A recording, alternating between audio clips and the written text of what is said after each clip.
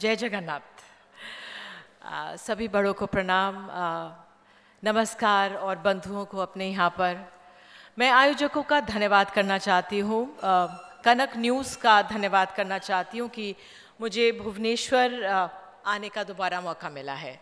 ये मेरा दूसरी बारी दफ़ा यहाँ पे दौरा है और इसलिए भी धन्यवाद क्योंकि जो दिल्ली की कड़कड़ाती हुई ठंड है उससे थोड़ी आज एक दिन की राहत मुझे मिल जाएगी। तो जो विषय मुझे दिया गया है बोलने के लिए, how the media has evolved, how the media has transformed.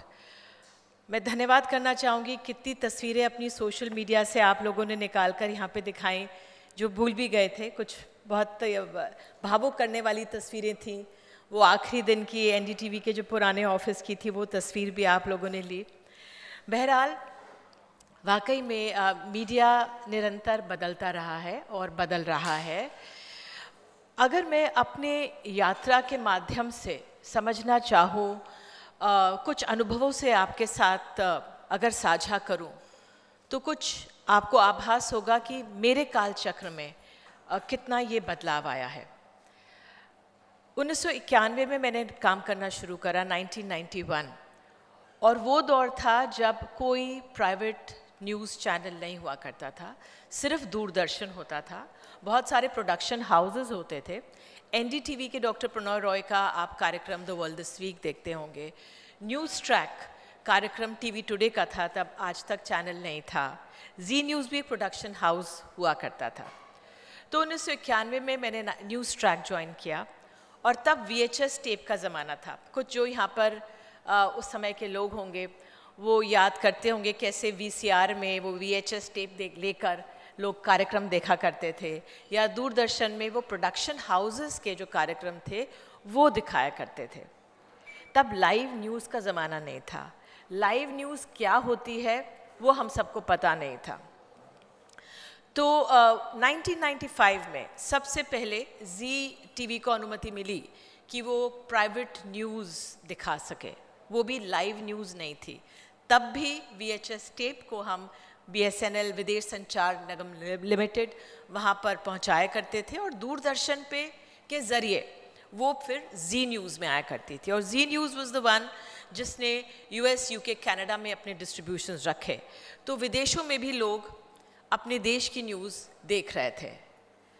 तो ये चक्र चला और उसके बाद धीरे धीरे तमाम न्यूज़ चैनल्स को अनुमति मिली कि वो न्यूज़ दिखाएं। तब सिर्फ 1 घंटे का न्यूज़ होता था और कुछ समय के अंतराल जिस तरह से ये न्यूज़ चैनल से मीडिया इंडस्ट्री बना, क्योंकि जो मीडिया है वो एक बहुत लार्जर कैनवस है। टेलीविज़न इंडस्ट्री सिर्फ उसका एक पार्ट है जिसका मैं हिस्सा रही हूँ। हमारे अखबार, हमारे टेलीविज़न, अब हमारा सोशल मीडिया और अब AI। तो इस कड़ी में AI भी जुड़ गया है। तो आगे यही बढ़ते हैं कि लाइव न्यूज़ शुरू तब हुई, मुझे याद है कि जब 9/11 हुआ था, उससे पहले न्यूज़ शुरू हो गई थी लाइव। आभास तब हुआ कि मैं 6 बजे की खबरें तब भी पढ़ती थी और हमने देखा कैसे अमेरिका में एक ट्विन टावर है, उसमें प्लेन टकराया, और मैं खबर पढ़ के उसके बाद मैं लाइब्रेरी में चली गई थी कुछ और पढ़ने के लिए। तभी मुझे कॉल आया कि नहीं, आप वापस स्टूडियो में आइए, एक और टावर पर प्लेन टकराया है। Then we realized that there were 2 towers and what live news मेंट। किस तरह से 2 प्लेन्स आके जब टकराए थे तो वो हम देशवासियों के लिए किस तरह से लाइव न्यूज़ हो रहा था, ये एक एवोल्यूशन था उस समय। उससे पहले डेफर्ड न्यूज़ भी अलाउ किया गया था। डेफर्ड न्यूज़ ये था कि कुछ 2 मिनटों 3 मिनटों के अंतर पे आप न्यूज़ दिखा सकते हैं। तो जो ये मीडिया इंडस्ट्री धीरे धीरे कदम दर कदम आगे बढ़ी है, उसका जो इतिहास रहा है वो भी अपने आप में, जो इसके संचालक रहे उनके लिए काफ़ी उत्सुकता भरा था, किस तरह से आगे बढ़ा जाए, किस तरह से इसे बढ़ाया जाए।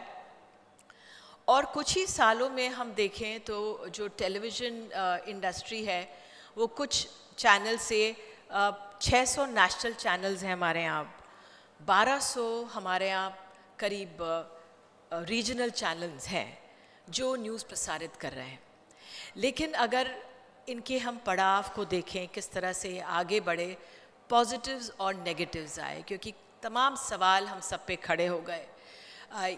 अगर हम पॉजिटिव की बात करें तो देखिए कि किस तरह से एक पूरी ये इंडस्ट्री खड़ी हो गई, किस तरह से लोगों को रोज़गार मिला, किस तरह से प्रोडक्शन, आप सिर्फ एंकर्स को देखते हैं या रिपोर्टर्स को देखते हैं, लेकिन जो टेलीविज़न के प्रोडक्शन में जो लोग काम करते हैं, जो पीछे एडिटर्स काम करते हैं, जो पूरे चैनल का संचालन करते हैं, वो उनकी अपने आप में एक बहुत बड़ी भूमिका होती है। तो ये एक मीडिया इंडस्ट्री, टीवी इंडस्ट्री बनकर खड़ा हो गया।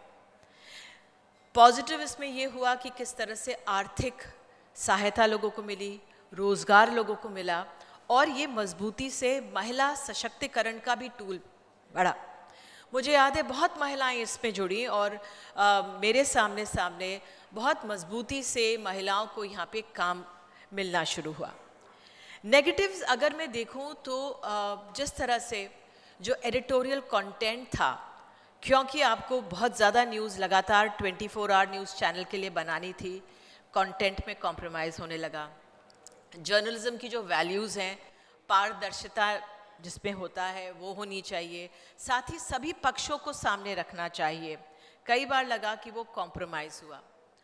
साथ ही सिर्फ एक सुंदर चेहरा और उनको युवाओं को सामने रखा गया।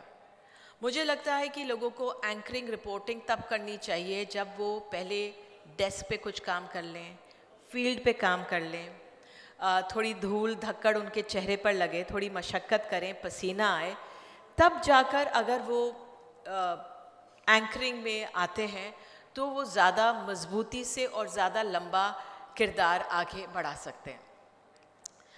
इसके बाद शायद कुछ जर्नलिस्ट यहाँ पर बैठे हुए हैं।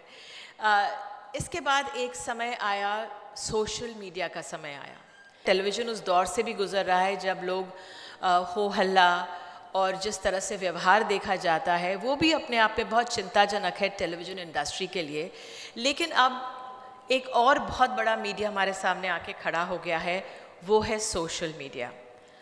सोशल मीडिया की खासियत यह है कि उसने एक बहुत बड़ा प्लेटफॉर्म लोगों को दे दिया है, बहुत बड़ा प्लेटफॉर्म जिसमें जिन लोगों को, मेरे कितने पूर्व सहयोगी हैं जो सोशल मीडिया पर अपना कार्यक्रम यूट्यूब के माध्यम से चला रहे हैं।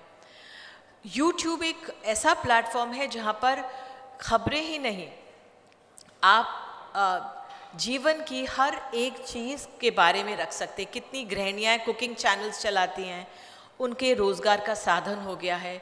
कितने ग्रामीण इलाके के लोग अपनी बातें सामने रखते हैं। मुझे खुद अवसर मिल गया है यूट्यूब पे कार्यक्रम करने का, जिसको मैं धाकड़ बेटी बोलती हूँ। ये हमारे देश की उन महिलाओं, उन बेटियों पर कार्यक्रम हैं जिनके बारे में लोग ज़्यादा जानते नहीं हैं, लेकिन वो अपने परिश्रम के बूते, अपने बल पर समाज में बदलाव ला रही हैं। ये ऐसी महिलाएं जिनके बारे में सोशल मीडिया पर या नेशनल मीडिया पर लोग स्पेस देना पसंद नहीं करते हैं। अगर मैं अभी हाल ही का जिक्र करूं, जो मैंने अभी 2 दिन पहले रिकॉर्ड किया, एक ऐसी महिला है जो बाल विवाह को रोकने में लगी हुई है। खुद उसकी शादी 14 साल की उम्र में हो गई थी 45 साल के आदमी से। कैसे वो निकली, उसने हौसला नहीं हारा। गरीबी और पितृसत्तात्मक सोच से निकलकर आगे बढ़ना महिलाओं के लिए एक बहुत बड़ी चुनौती है। ये मीडिया में ये हमारा विस्तार तो बहुत हुआ है, लेकिन बहुत कुछ होना भी बाकी है और मैं पूरी उम्मीद करती हूँ कि जो हमारी भावी पीढ़ी है वो करेगी। तो एक ये लड़की है, इसने किस तरह से बाल विवाह, करीब 200 बाल विवाह रोके, खुद सशक्तिकरण करा, अपना पढ़ाई की, कमाई की और अन्य महिलाओं को बचाने में लगी हुई है। एक ऐसी महिला से मैंने बात की इस कार्यक्रम में जो एसिड अटैक की विक्टिम थी। कैसे उसने अपने आप को रिहैबिलिटेट किया, कैसे उसने और महिलाओं को और पुरुषों को रिहैबिलिटेट किया। पुरुष भी एसिड अटैक के विक्टिम रहे हैं। एक अरुणाचल प्रदेश की लड़की है, वो कैसे वहाँ की जो घाटियों को एनवायरनमेंट के तौर पर साफ़ करने में लगी हुई है, वहाँ की मोनपा ट्राइब की मदद से। तेलंगाना की एक महिला सरपंच से बात की, कैसे उन्होंने अपने गांव की तस्वीर बदल दी। मैं यहाँ पे इसलिए इन महिलाओं का जिक्र कर रही हूँ क्योंकि इनको नेशनल चैनल में जगह नहीं मिलती है। ये एक ऐसे मसले हैं जिनको हमें टीआरपी नहीं देते हैं, ज़्यादा दिलचस्पी नहीं होती है इसमें। यूट्यूब ने एक और चीज़ को सामने ला के रखा है, वो है एम्पैथी, करुणा, जो हमारे जर्नलिज्म का एक तरह से गूढ़ मंत्र भी रहा है। जर्नलिज्म सिर्फ राजनीति ही नहीं है, जर्नलिज्म वो भी है जिससे हमारे देश में जो लोग जीते हैं उनके जीवन में सुधार आ सके। टीवी चैनल्स ने अपने बल पर ये किया। आपको याद होगा जब कोविड हुआ तो एनडीटीवी में बहुत कॉन्क्लेव्स एंड टेलीथॉन्स हम लोग किया करते थे। उसके माध्यम से हम पैसे इकट्ठा करते थे और जो नीडी ग्रुप होता था उसको हम पैसे दिया करते थे। मैं ये इसलिए जिक्र कर रही हूँ क्योंकि 2006 में टेलीविज़न के शीर्ष में जो लोग बैठे थे उनका ये कहना था कि जर्नलिज़्म का काम समाज की सेवा करना नहीं है। जर्नलिज़्म का काम है कि सरकार को आईना दिखाओ, जर्नलिज़्म का काम है कि जो जहाँ पे खामियां हैं वो आप सरकार के सामने रखिए। लेकिन मैं कुछ एक मुश्किल दौर से गुजर रही थी जीवन के और मेरा मन था कि कुछ समाज सेवा करूं, तो मैंने कार्यक्रम शुरू किया था और उसके लिए मैं धन्यवाद करती हूं डॉक्टर रॉय का, जब उन्होंने मुझे मुख्यमंत्री चले गांव काम करने के लिए अनुमति दी। मैंने 13 मुख्यमंत्रियों को उनके गांव, उनकी कॉन्स्टिट्यूंसी में उनके गांव लेके गई थी और हमारी कोशिश थी कि मुख्यमंत्री सीधे अपने गांव के लोगों से बात करें। उसमें हम महिलाएं, पुरुष और बच्चों को बिठाते थे। बच्चे अपने स्कूल की, अगर ब्लैक बोर्ड नहीं है, क्लासरूम नहीं है, एक रूम में भी तमाम क्लासेस चलती हैं, या सड़क नहीं है या शौचालय नहीं है, तो ये सीधे वार्तालाप होता था। But I feel when I reflect back कि वो कार्यक्रम it was ahead of its time, क्योंकि उस कार्यक्रम की टीआरपी नहीं आई थी। तो 13 चीफ मिनिस्टर्स करे और फिर उसके बाद ये कार्यक्रम हमें बंद करना पड़ा। लेकिन मुझे तब एहसास हुआ था कि किस तरह से ये पत्रकारिता में हमारा दायित्व है कि हम समाज में सुधार ला सकें और मदद कर सकें। सुधार तो हर इंसान अपने आप अपने जीवन में ला सकता है, लेकिन प्रेरित करना और उनके साथ खड़े होना, उनकी मुश्किलों को सामने रखना, जितना कोशिश हो सके उसको हमें करना चाहिए। यहाँ पे मैं एक और बात करूँगी क्योंकि संवाद इसको कवर कर रहा है, अखबारों का। जब टेलीविज़न आया था, क्योंकि 1995 में जब ये न्यूज़ आई तो मुझे बहुत सारे लोग मिलते थे, पूछते थे ये अखबार ख़त्म हो जाएंगे, ये बिल्कुल टेलीविज़न जो आया है अखबारों को समाप्त कर देगा। और हम सब यहाँ पे बैठे हुए हैं, मैं जानती हूँ कि आगे की 2 रोज़ में जो लोग बैठे हैं, हमारी सुबह बिना अखबार के और बिना चाय की प्याली के शुरू नहीं होती। ऐसा है ना? ऐसा है ना? बिल्कुल। तो हमारे अखबारों की अपनी भूमिका है। मैं तब भी कहती थी कि अखबार हमारे रीढ़ की हड्डी हैं जर्नलिज्म के लिए। अभी भी मैं तब जब रिपोर्टिंग करती थी तो अखबारों पे रिसर्च आर्टिकल्स देखकर ही फील्ड में जाते थे, और अब भी आप देखिए वही है। मैं जब अपनी इसकी किताब का अभी बात का अंत करूंगी तो किताब के ज़रिए ही मैंने आज क्या पढ़ा एयरपोर्ट पर और फ्लाइट में, उसी से मैं अंत करूंगी। तो हमारे अखबार फले फूले और वो मजबूती से बने हुए हैं, चुनौतियां उनके सामने भी हैं। टेलीविज़न इंडस्ट्री बनी हुई है, बहुत गंभीर चुनौतियां उसके सामने हैं, लेकिन यूट्यूब और सोशल मीडिया ये हमारे सामने आया। इसने कैनवस तो बहुत बड़ा दिया है, प्लेटफॉर्म बहुत बड़ा दिया है, बहुत सकारात्मक कार्यों के लिए भी दिया है, लेकिन इसके नकारात्मक इफ़ेक्ट्स भी हैं। We have a scrolling generation now. We have people जो आप सोशल मीडिया में समय अपना सिर्फ स्क्रॉल करते हुए लोगों के जीवन में क्या हो रहा है या कोई क्या कह रहा है, ओपिनियंस को जो फॉर्म हो गई हैं उनको पढ़ने में अपनी आप समय बिता रहे हैं। तो सोशल मीडिया के जो नेगेटिव्स हैं हमें उससे भी आगाह होना है।